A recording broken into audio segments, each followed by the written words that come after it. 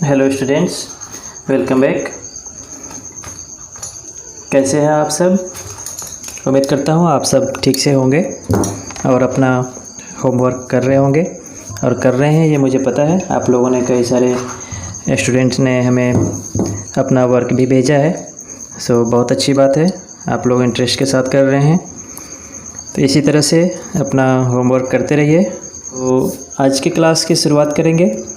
और लास्ट आपने क्लास में देखा है, शुरू से अपने लाइन ड्रॉ किया, शेप ड्रॉ किया, बाद में शेप से 2D शेप से आपने 3D किया और 3D शेप से आगे बढ़ते हुए हम आज कुछ एक ड्राइंग लेते हैं। जैसा कि आपने पहले शेप से कुछ ड्रॉ किया था, यानी शेप के हेल्प से कुछ ड्रॉ किया था आपने, कुछ शेप को यूज करते हुए आपने ड्राइंग किया था। आज हम एक ऐसा कोई ड्राइंग लेंगे जिसमें शेप भी होगा और एक अपने आप में कंप्लीट कुछ सीनरी सा भी बनेगा। जैसा कि आपने पहले सर्कल बनाना सीखा, स्क्वायर बनाना सीखा, रेक्टेंगल बनाना सीखा,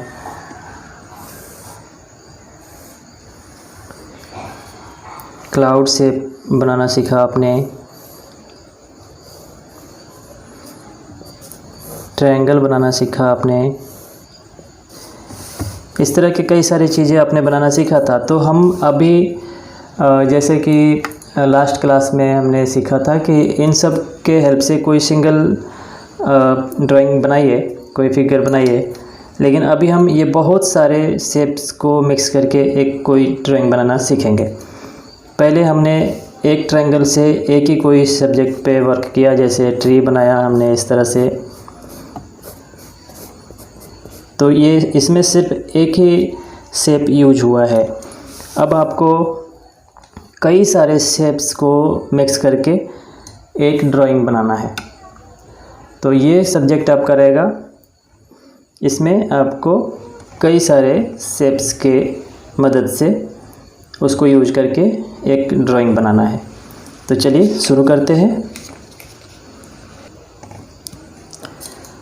तो स्टूडेंट्स, मैं आपको पहले भी मैसेज में गाइड किया था कि जब भी हम अपना ड्राइंग करते हैं तो पूरा कॉर्नर से कॉर्नर तक, यानी इस लाइन से लेके इस लाइन तक, बाहर तक ड्राइंग बिल्कुल नहीं करना है। जैसा कई सारे हमारे स्टूडेंट यहाँ से शुरू करते हुए पूरा लास्ट तक ड्रॉ कर रहे हैं, ऐसा नहीं करना चाहिए। बॉर्डर का कुछ एरिया छोड़ना चाहिए। जैसे सपोज आप यहाँ से इतना हिस्सा ही छोड़ते हैं, लगभग ये 1/2 इंच है, और हर साइड से आप 1/2 इंच वैसे छोड़ दीजिए। आपको लाइन डालने की ज़रूरत नहीं है, तो कोई बात नहीं, आप अंदाजे से इसके अंदर अंदर काम कीजिए। अगर आप इस तरह से बॉर्डर देते हैं तो अच्छी बात है, नहीं दे सकते तो इतना सा छोड़ के काम कीजिए। इसका फ़ायदा क्या है? अगर आप इस पेपर को हैंडल करते हैं, इस तरह से पकड़ते हैं, तो आपका हाथ इतना सा पेज कवर करता है, आपका फिंगर, देख रहे हैं ना। अगर आपने अपना पूरा यहाँ तक ड्रॉ किया तो ड्राइंग के ऊपर आपका हाथ लगेगा और वो ड्राइंग ख़राब होगा। और उससे भी ज़्यादा अच्छी बात यह है कि अगर आप ये बॉर्डर लगाते हैं तो आप जो कुछ भी ड्रॉ करेंगे उसका एक गेटअप ही अलग होगा, उसका लुक भी अलग होगा। तो ज़रूरी है ये बॉर्डर साइड में छोड़ना। इसके अंदर अंदर काम कीजिए, 1/2 इंच कम से कम साइड में छोड़ के। तो समझ गए ना 1/2 इंच बॉर्डर छोड़ना क्यों ज़रूरी है। तो चलिए अभी हम शुरू करेंगे कोई एक ऐसा ड्राइंग जिसके अंदर हम कई सारे लाइन, कई सारे शेप यूज करके कुछ ड्राइंग बना सकेंगे। तो सबसे पहले वो स्टूडेंट, आपने बॉर्डर के बारे में समझा, बॉर्डर छोड़ना है। और अब मैं सबसे पहले एक हॉरिजॉन्टल लाइन ड्रॉ करना चाहता हूँ।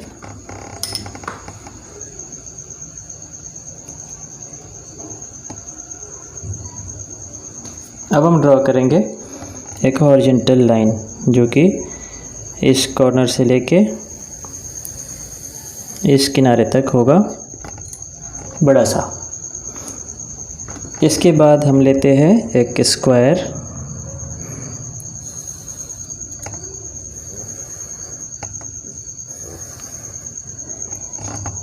नेक्स्ट इसके साथ हम लेते हैं एक ट्रायंगल। सब हम एक दूसरे के साथ कनेक्टेड रखेंगे ताकि हम एक कोई अच्छा सा सीनरी क्रिएट कर सकें। तो आपने देखा ये क्या ड्राइंग क्या हुआ, ये हाउस की तरह लग रहा है ना। ओके, तो हम हाउस को और डेकोरेट करने के लिए यहाँ पे एक वर्टिकल शेप ड्रॉ करेंगे। तो ये क्या हो जाएगा, दरवाज़ा। ओके, एक और यहाँ पे स्क्वायर शेप अगर छोटा सा ड्रॉ करते हैं तो ये विंडो हो जाता है यहाँ। और विंडो हमने सीखा था कैसे बनाना है, इसको यहाँ बीच में प्लस दे देंगे तो ये विंडो के ग्रिल बन जाएंगे। और दरवाजे को भी थोड़ा डिजाइन दे दीजिए, यहाँ पे लॉक बना दीजिए, बिल्कुल सिंपल। और यहाँ पर एक सर्कल ड्रॉ करेंगे ऐसा छोटा सा। अब जब हम एक कोई घर बनाते हैं कोई कहीं पे भी, तो उसके आसपास भी तो बहुत सारी चीज़ें रहता है ना, जैसे छोटा छोटा पेड़, या ओपन एरिया में अगर हमारा घर है तो पीछे क्लाउड दिखेगा, ऊपर सन दिखेगा। तो ये सब चीज़ें भी इसके साथ हम ऐड करेंगे और वो भी हम शेप के हेल्प से करेंगे। तो हम यहाँ पर एक छोटा सा ट्री बनाते हैं। तो ट्री बनाने के लिए हम कौन सा शेप लेंगे, सर्कल शेप ले सकते हैं, लेकिन सर्कल के बजाय अगर हम थोड़ा क्लाउड शेप लेते हैं तो ज़्यादा बेटर रहेगा। तो यहाँ पे हम एक छोटा सा क्लाउड शेप लेते हैं इस तरह से, और नीचे इसके स्टैम्प को ऐसे ऐड कर देंगे, सीधा 2 लाइन, 2 स्टैंडिंग लाइन ऐड कर देंगे। तो एक अकेला ट्री यहाँ पे अच्छा नहीं लग रहा है ना, चलिए एक और यहाँ पे ट्री ऐड करते हैं इसके जैसा ही, पर इसे छोटा या इससे बड़ा। तो आप क्या चाहते हैं, इससे बड़ा हो, ठीक है, इससे बड़ा ट्री लेते हैं। यहाँ पे भी हम सर्कल का शेप के अंडर इस तरह से क्लाउड शेप बनाएंगे, एक राउंड शेप के भीतर, और यहाँ पे भी 2 वर्टिकल लाइन डालेंगे नीचे। तो ये ट्री बन गया। तो हमने अभी तक इसमें कितने शेप ऐड किए हैं, काउंट करके बताइए। और हमने ऐड किए हैं, एक तो हमने यहाँ हॉरिजॉन्टल लाइन ऐड किया, स्क्वायर, एक स्क्वायर यहाँ है, एक स्क्वायर यहाँ है, एक वर्टिकल शेप, एक ट्रायंगल शेप, एक सर्कल और 2 क्लाउड शेप। तो चलिए अब हम पीछे स्काई में हम एक जगह पे सन बनाते हैं। यहाँ सन का ड्रॉ करेंगे, सिंपल आपको एक सर्कल ड्रॉ कर देना है इस तरह से। और सन के रेज के लिए आप इस तरह से लाइन देंगे हर साइड, पहले चारों साइड में इक्वली और उसके बीच में फिर से गैप में ऐसा। अब जो बचा हुआ गैप है इन दोनों के बीच में फिर से एक लाइन डालिए ऐसे, बस इतना काफ़ी है। तो अभी हम सन को स्माइली देंगे, इस तरह से एक हम स्माइली इसके अंदर बनाएंगे, और स्माइली के साथ आईज भी बना दीजिए ऐसा। तो देखा ना आपने कितना क्यूट सा सन बन गया। तो अब सन के पास हमें क्लाउड भी बनाना चाहिए। तो क्लाउड बनाने के लिए जगह यहाँ पे अच्छा है, यहाँ इस तरह से क्लाउड थोड़ा सा ओवल शेप के अंदर बनाएंगे, और एक क्लाउड यहाँ बनाएंगे, यहाँ पे छोटा बना देंगे, यहाँ पे बड़ा है।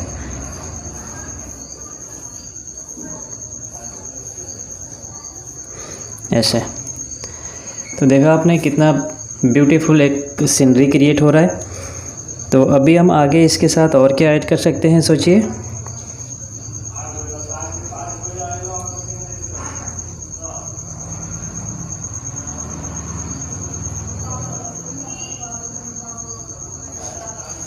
हम इसके साथ छोटे छोटे फ्लावर ऐड कर सकते हैं फ्लावर ऐड करने के लिए आपको यहाँ पर एक छोटा सा सर्कल ड्रॉ करना है और इसके ऊपर इस तरह से छोटे छोटे और सर्कल ऐड करते जाने हैं। आपको चाहे 4 या 5 कितने भी ऐड करना है कर सकते हैं।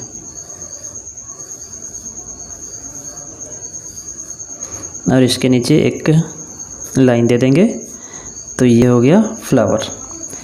बिल्कुल आपको आसान लगेगा ना। अब यहाँ घर पे जाने के लिए कोई रास्ता भी तो होना चाहिए, तो यहाँ पे क्या करेंगे, एक जिगजैग लाइन ड्रॉ करेंगे, पर ये थोड़ा कर्व होगा ऐसे, इस तरह से।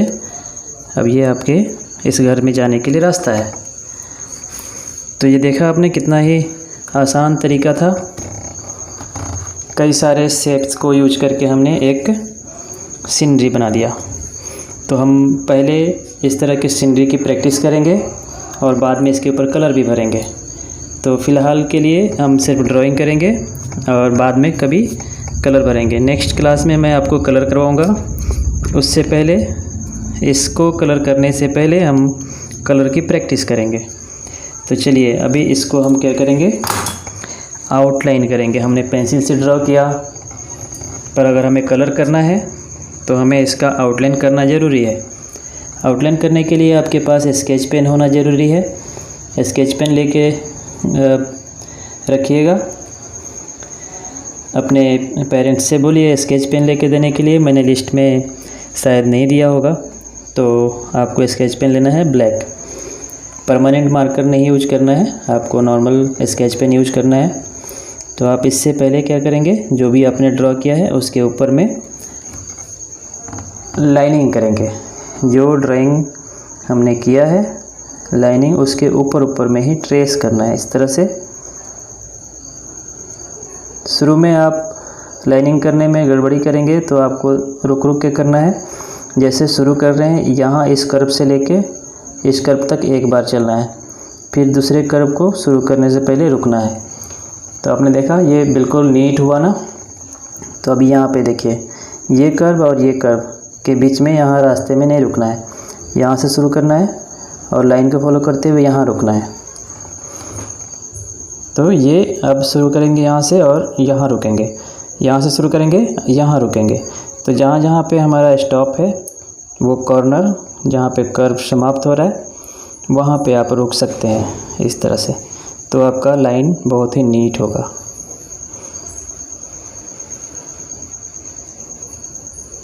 धीरे धीरे आप लाइनिंग कीजिए, जल्दी नहीं है,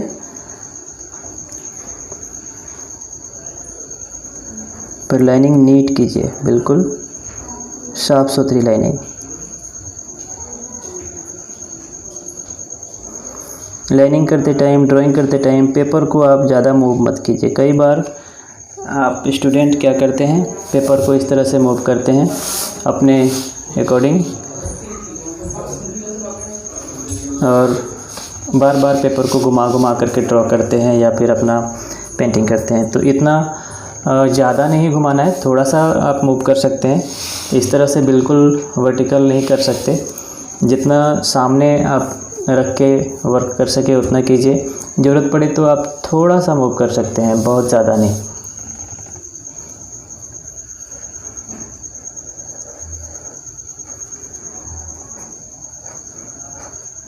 जो ड्रॉ किया उसके ऊपर ही आपको आउटलाइन कर लेना है।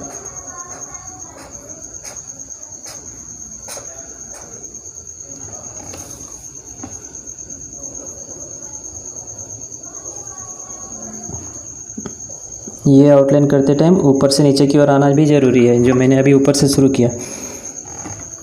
इसका वजह ये है कि अगर आप इसके ऊपर नीचे से ड्रॉ आउटलाइन करेंगे तो आपका हाथ उस कलर पे आएगा, और कलर अगर थोड़ा बहुत भी गीला रहेगा तो ये पूरा पेपर फैल जाएगा कलर से। इसलिए आउटलाइनिंग ऊपर से करते हुए नीचे आइए।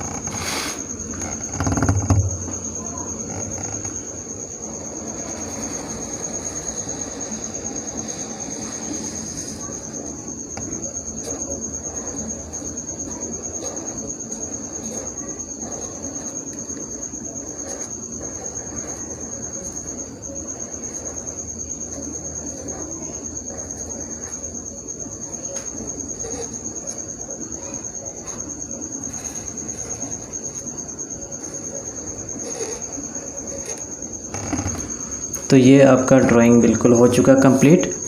जब हम इसको कलर करेंगे तो यहाँ पे कोई एक दो बर्ड भी हम डाल सकते हैं, तो उसके लिए हमें अभी फ़िलहाल ड्राइंग नहीं करना है, क्योंकि वो सिंपल कलर से आप इस तरह से एक बर्ड का सिंबल डालेंगे तो ये सीनरी कंप्लीट हो जाएगा। तो अभी के लिए इस क्लास में इतना ही है, और आप समझ सकते हैं ये सारे शेप को हमने यूज करके एक सीनरी कैसे बनाया।